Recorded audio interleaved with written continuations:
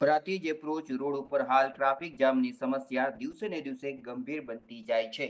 સ્થાનિક લોકોના જણાવ્યા મુજબ ભારે વાહનો પર પ્રતિબંધ હોવા છતાં બે રોકટોક અવરજવર ચાલુ રહે છે, જેના કારણે ટ્રાફિક વધુ ગીચ બને છે.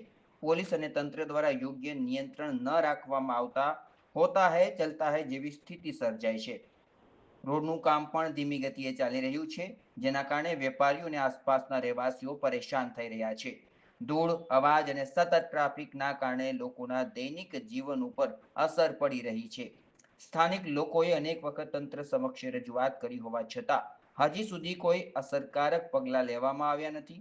જો તંત્ર દ્વારા તાત્કાલિક યોગ્ય આયોજન અને ટ્રાફિક મેનેજમેન્ટ કરવામાં નહીં આવે તો આગામી દિવસોમાં સમસ્યા વધુ વિકરાળ બનવાની શક્યતા છે.